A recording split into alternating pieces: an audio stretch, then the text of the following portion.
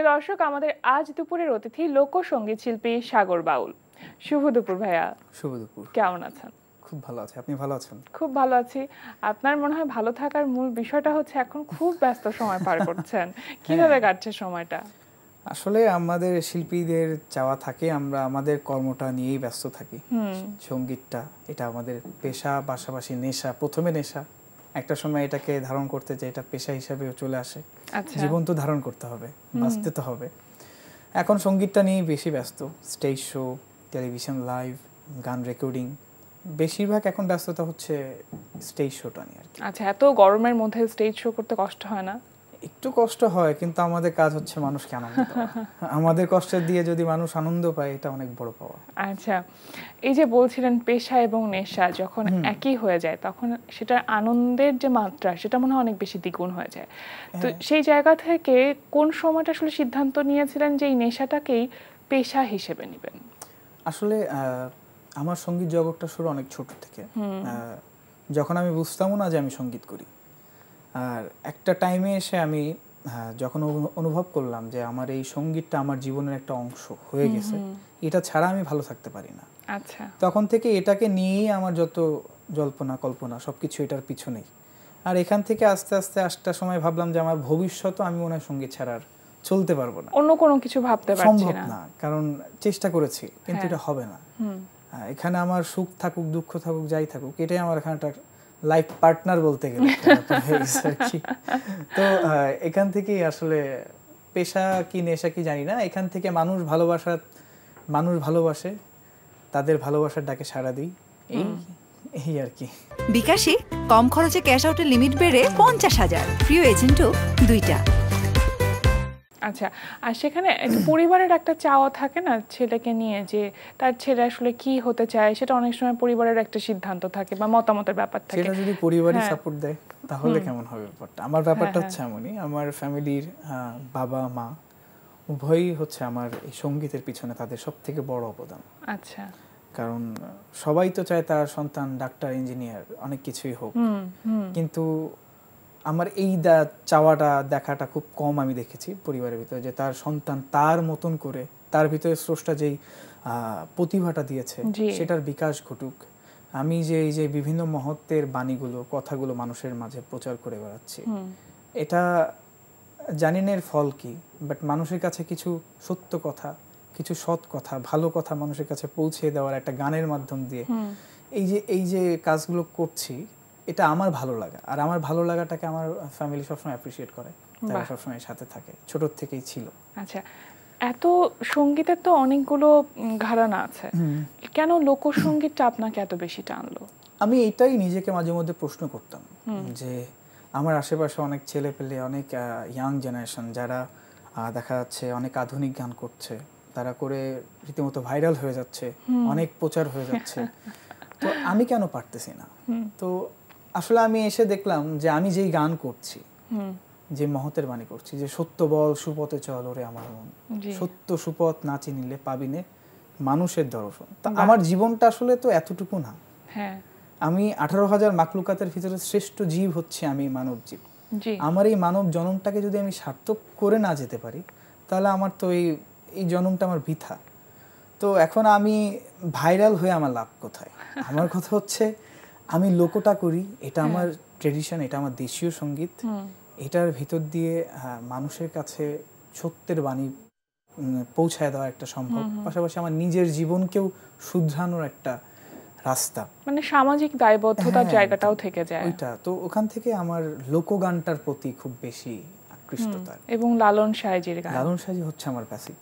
আমি তাকে ছাড়া আমার জীবনে এত দূর আসা অসম্ভব। তবে এখনকার সময় অনেক আধুনিক, এই সময়ে এসে অনেক গুণীজন যাদের লেখা অনেক গান আছে, খুব মানে আধ্যাত্মিকতার দেখা যায়, সেই গানগুলো গাওয়ার চেষ্টা করি। আর এই দেশ তো শুধু লালন নয়, হাসন, রাধারমন, আব্দুল করিম, অনেক মহৎ রয়েছে, এবং অনেক সমৃদ্ধশালী গানের দিক থেকে। ভাইয়া গানের মানুষ, গান নিয়ে কথা হচ্ছে, গান তো শুনতেই চাইবো, কোন গানটি শোনাবেন আমাদের? আমি আমার মৌলিক একটি গান করছি, আমার নিত্য গানে একটি অ্যালবামে। শুনি। জানলে না কেন যে তার খবর, তোর ভিতরে আছে যে সাগর। জানলে না কেন যে তার খবর, তোর ভিতরে আছে যে সাগর। জ্যান্ত যদি মরতে পারো, জ্যান্ত যদি মরতে পারো, তবে পাবে তার অন্তর। জানলে না কেন যে তার খবর, তোর ভিতরে আছে যে সাগর। যে মরাই লোকে ডরায়, বাউলের আনন্দ সেথায়। যে মরাই লোকে ডরায়, বাউলের আনন্দ সেথায়। নাই রে ভয়, নাই রে ক্ষয়, নাই রে ভয়, নাই রে ক্ষয়, সুখের মরণ সেখানে হয়। জানলে না কেন যে তার খবর, তোর ভিতরে আছে যে সাগর। Thank you. বাহ, অদ্ভুত সুন্দর, গানের কথাগুলো হ্যাঁ, চমৎকার। গানের কথাগুলোই আসলে আমার গানের মধ্যে সাগরও আছে। বিকাশে কম খরচে ক্যাশ আউটের লিমিট বেড়ে 50,000, প্রিয় এজেন্টও 2টা। আচ্ছা, আপনার যে সাগর, এই সাগর নামটার সাথে বাউল নামটা কবে যুক্ত হলো? বাউল নামটা হচ্ছে একদম সঙ্গীতের শুরুতে আমার একজন শুভাকাঙ্ক্ষী, তার নাম রবিশঙ্কর মৈত্রী, সে আমার নামের সাথে এই বাউল নামটা জড়িয়ে দেয়, কারণ দেখে সে আমি লোকগানটা করি। আচ্ছা। তো পরবর্তীতে এসে একটা সময় এইটাই আমার একটা বলতে গেলে নাম হয়ে গেছে, সাগর বাউল। সাগর বাউল, সব জায়গায় আমার এই নামটা। আচ্ছা, অনেক ছোটবেলা থেকেই তো গান করেন আপনি, মাত্র 3 বছর বয়স থেকে যেমন যে বলছিলেন, এবং আপনার শুরুটাই হয়েছে স্টেজ থেকে। হ্যাঁ, স্টেজ শোটাই আমার এখন পর্যন্ত অনেক স্টেজে পারফর্ম করা হয়েছে। একদম। সব থেকে স্মরণীয় কোনটা? সব থেকে স্মরণীয় তো হচ্ছে জীবনের প্রথম স্টেজটাই, কারণ জীবনে অনেক বড় স্টেজেও গিয়েছি, দেশের বাইরেও গিয়েছি, অনেক বড়। হ্যাঁ, এটা একটা সত্য কথা, আমি দেশের ভিতরে যখন, দেশের বাইরে যখন পারফর্মগুলো করতে যাই, তো তখন আমি ওই দেশে নামার পরে, ওই দেশে স্টেজে যাওয়ার আগে যখন আমি আমার এই বাউল পোশাকটা পরে যখন আমি যাই, তখন আমার অটোমেটিক চোখের জল চলে আসে। আচ্ছা। কারণ আমি কখনো আশা করিনি যেটা সেটা হচ্ছে, আর আমি আমার দেশীয় সঙ্গীতটাকে অন্য দেশের মাটিতে প্রচার করতে পারতেছি, এটা একটা বড় ভালো লাগা। আর সব থেকে বড় আমার জীবনের আনন্দময় স্টেজটা ছিল 2004 সালে। আচ্ছা। এটা উত্তরা আজমপুর একটা স্টেজ হয়, খাজা বাবার নামে একটা ড্যাগ হয়। আচ্ছা। সেখানে আমি আমার বাবাকে জিজ্ঞেস করলাম, বাবা এখানে কি গান গাওয়া যায়? বলে অনেকে গাচ্ছে, তুমি কেন গাবা, তুমি তো গাইতে পারো না। তো আমি আমার বাবার হাতটা ছেড়ে দিয়ে দৌড় দিয়ে স্টেজে উঠে যে বলতেছি যে আমাকে একটা গান গাইতে দিবেন। তো তখন আমি হচ্ছে লাইব্রেরি থেকে 5 টাকা দিয়ে লালন সাইজের বই কিনতে পাওয়া যেত। আচ্ছা। 20টা মতন গান ছিল, ওখান থেকে 2টা গান শিখছিলাম, ধন্য ধন্য বলি তারে, মিলন হবে কত দিনে। আচ্ছা। পরে আমি এই 2টা গান গাইছি, ওই সময় প্রায় 2000 টাকা আমি টিপস পাইছি। ও, 2টা গানই। তো পরে মানুষ আরো অনুরোধ করতেছিল, কিন্তু আমি 2টা গান। এখন কি হবে, পরে 2টা গানই গাইলাম। তো ওই সময় টাকাটা বড় কথা ছিল না, এত মানুষ, এত ক্রাউড হচ্ছে, সবাই আনন্দ করতেছে, ছোট্ট মানুষ গান করতেছি, তো ওইটা আমার জীবনে অনেক বড় একটা পাওয়া ছিল। তারপর থেকেই আসলে জীবনে মানে হাততালি পাওয়াটা একটা স্বভাবে পরিণত হলো তারপর। আচ্ছা, লালন সাইজির যে গানগুলো, সেগুলো তার জীবনবোধের গান, অনেক গভীর গান। অত ছোট বয়সে আসলে সেই বাণীগুলো তো ধারণ করা বা সেই বোধ শক্তিটা তৈরি হওয়াটাও আসলে সম্ভব না, কিন্তু তারপরে কিসের টানটা কাজ করতো আপনার লালন সাইজির গানে?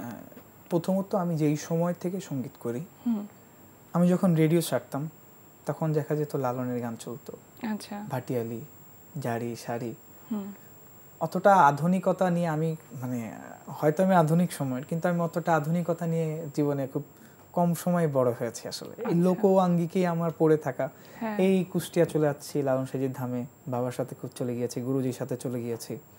এই যে সাধু গুরুদের যে একটা অন্যরকম একটা জীবন বা দর্শন, হ্যাঁ দর্শন, একটা মানে সাধারণের থেকে বের হয়ে অসাধারণ একটা জিনিস, এই জিনিসটা আমার খুব ছোট থেকে আকৃষ্ট করতো, খুব ভালো লাগা থাকতো। তো তখন আমি আসলে বুঝতাম না কার গান করছি, লালন গীতি করতাম ঠিক আছে, কিন্তু সময়ের সাথে সাথে যখন আমি বুঝলাম যে গানের কথাগুলো দর্শন, এই মানব জীবনকে নিয়ে ভাবার কথা বলতেছে, স্রষ্টার সাথে সান্নিধ্যের লাভের কথা বলতেছে, নবী রাসূল বা আধ্যাত্মবাদের যে বিষয়টা, যখন এই জিনিসগুলো আমার একটু একটু নলেজে আসা শুরু করলো, তখন থেকে আমি এটাকে আরো বেশি আঁকড়ে ধরি। এবং আমি প্রথমে বাউল নামটার মানে বুঝতাম না, আমার নাম বাউল কেন। পরবর্তীতে এসে বাউল ব্যাপারটা, বাউ মানে বাতাস, উল মানে সন্ধানকারী, বাতাসে যে স্রষ্টাকে সন্ধান করে সেই বাউল হয়। তো পরবর্তীতে আমার উপরে আরো বড় একটা দায়িত্ব চলে আসলো সঙ্গীতের পাশাপাশি, যে আমার নাম যেহেতু বাউল, আমার বাউলটা তো অর্জন করতে হবে, আমার এটা একটা সাধনা। এই সাধনার মাধ্যম দিয়ে যখন আমি বাউলত্বটা অর্জন করতে পারবো, তখন আমি প্রাউডলি বলতে পারবো আমি সাগর বাউল। এটা লোকগানের প্রতি আমার আসলে ছোট থেকে বেশি আকৃষ্টতা আসে। লালন সাইজির অনেক দর্শন আছে, গানের মধ্যে সেই দর্শনগুলো উঠে এসেছে, কিন্তু আপনার জীবন ধারণের ক্ষেত্রে যদি বলি, সেই দর্শনগুলোকে কতটুকু আসলে আপনি ধারণ করেন? আসলে আপনাকে প্রথমে স্কুলে যেতে হয়, স্কুলে যে একটা আদর্শ নিতে হয়, সেখান থেকে আপনি কতটুকু আপনার জীবনে বাস্তবায়ন করলেন সেটা আপনার বড় একটা ব্যাপার।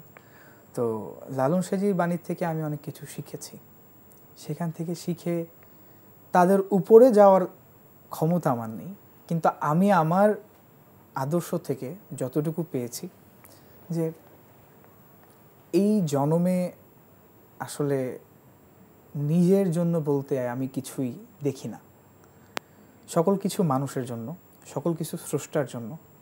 আর আমি আমার জীবনে সব থেকে বড় একটা বাজে একটা সময় আমি পার করে এসেছি, যেটা আমি বলি আরো বড় একটা অর্জন আমার জন্য। কারণ মৃত্যু দেখে আসা খুব সহজ ব্যাপার না, খুব কঠিন একটা ব্যাপার। তো আমি আমার জীবনের মৃত্যুটাকেও দেখে এসেছি। আমি বেশ কতগুলো বছর আপনার ক্যান্সারের সাথে যুদ্ধ করতে হয়েছে। তো তারপরে এসে দেখলাম যে আমি তো মানুষের জন্যই বেঁচে আছি, আমার বলতে আর কি কোথায়, আমার তো আর কিছুই নাই। কারণ এতগুলো টাকা, এত দোয়া, এত মহব্বত, এগুলো আসলে সম্ভব না মানুষের ভালোবাসা ছাড়া। তো আমার অর্জন যদি বলি, মানুষের কারণেই আমার বেঁচে থাকা, আর মানুষের জন্যই আমার জীবনকে বিলিয়ে দেওয়া আসলে আমার বড় একটা পাওয়া। একদম একদম। আচ্ছা, আপনার এই লোকসঙ্গীত তো সাথে আছেই, পাশাপাশি নিজের মৌলিক গান বেশ কিছু করা হয়েছে। প্রথম মৌলিক গান কোনটা ছিল আপনার? প্রথম মৌলিক গান ছিল আমার শেষ বিয়া নাইওরি হইয়া চলছে আমি মাটির পথে। সেটা কত সালের কথা? সেটা ছিল 2005-এ। আরেকটা ব্যাপার হচ্ছে বারী সিদ্দিকী স্যারের, আমাদের প্রয়াত বারী সিদ্দিকী স্যার, আমার জীবনের সর্বপ্রথম যদি কোনো বড় একজন মানুষের হাত ধরে সঙ্গীত জগতে আরেকটা কাজ করা হয়, এসেছি তো অনেক আগে, তারপরও বারী স্যারের সাথে তার একটা অ্যালবাম ছিল, সেই অ্যালবামে রজনী হোসনে অবসান গানটা শুনেছেন হয়তো। ওই গানটা ইউটিউবে সার্চ দিলে দেখবেন, এই ভিডিওর ভিতরে আমি বসে মন দিয়ে বাজাচ্ছি, খুব ছোট ঠিক আছে। সেটা অনেকটা দূরে যে, তাও প্রায় আজকে থেকে প্রায় 17-18 বছর আগের কথা। আচ্ছা, অনেক আগের কথা। এখন তবে সঙ্গীত নিয়ে আপনি লেখাপড়াও করছেন? হ্যাঁ, সঙ্গীত নিয়ে আমি অনার্স করছি। আমার সাবজেক্ট যদিও নজরুলের উপর পড়ালেখা করছি। এখানেও আমার একটা খারাপ লাগা, আমি ছোট থেকে লালন সাজির নিয়ে আমার বড় হওয়া, কিন্তু আফসোস বাংলাদেশের কোনো ভার্সিটিতে লালন সাজির উপরে কোনো সাবজেক্ট নাই। এটা আমি মনে করি হওয়া উচিত। নজরুল রবীন্দ্রের উপরে রয়েছে লোক ডিপার্টমেন্ট, লালন সাজির উপরে একনিষ্ঠভাবে যারা লালন অনুসারী, লালনকে ভালোবাসে, লালন সাজির উপরে পিএইচডি আছে, লালন সাজির উপরে অনেক আছে। তো লালন সাজি মেইন সাবজেক্ট হয়েও একটা আমি মনে করি একটা বিভিন্ন ইউনিভার্সিটিতে লালন সাজির উপরে একটা সাবজেক্ট হওয়া উচিত। বাট আমি এখন নজরুল নিয়ে পড়ালেখা করছি। নজরুলের অনেক আঙ্গিক রয়েছে, লোক, ক্লাসিক্যাল, বিভিন্ন ঘরানা রয়েছে। সেটাও আরেকটি দর্শন, সেই দর্শনটার সাথেও আপনার হয়তো পরিচিত হতে হতে একটা সময় সেই ভালো লাগাটাও তৈরি হতে পারে। হ্যাঁ, আচ্ছা, অনেক কথা তো শুনলাম, একটু শুনি যে একদম সাম্প্রতিক সময়ে কি কাজ বা কি কাজ নতুন এসেছে বা নতুন কি কাজ করা হচ্ছে? ম্যাক্সিমাম গানগুলি হচ্ছে পেন্ডিং আছে, আর 2-3 দিন পরে বের হবে।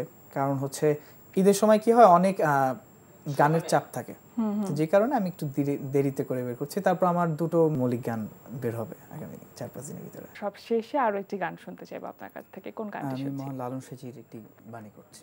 শুনি। সে জানে আর আমি জানি, সে জানে আর আমি জানি, সে জানে আর আমি জানি, আর কে জানে মনের কথা, যার ভাবে মুড়েছি মাথা, যার ভাবে মুড়েছি মাথা, মনের কথা রাখবো মনে,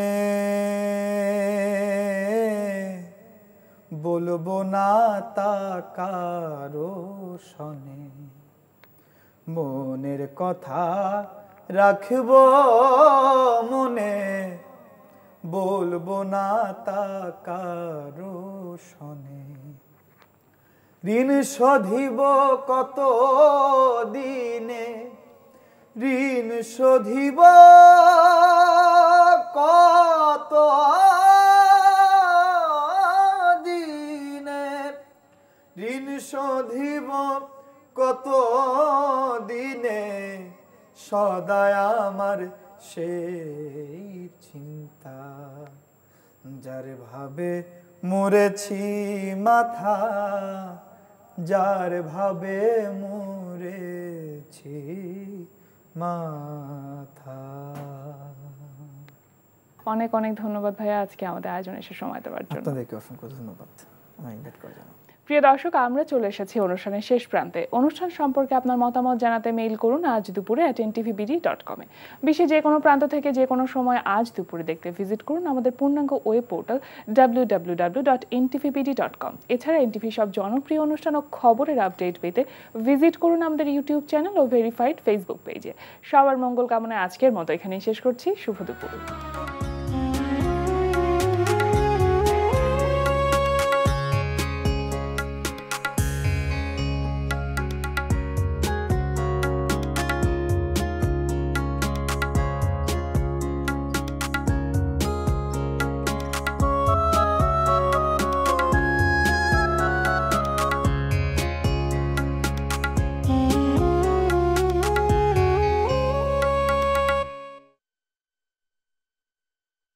বিকাশে কম খরচে ক্যাশ আউটের লিমিট বেড়ে 50,000, প্রিয় এজেন্টও 2টা।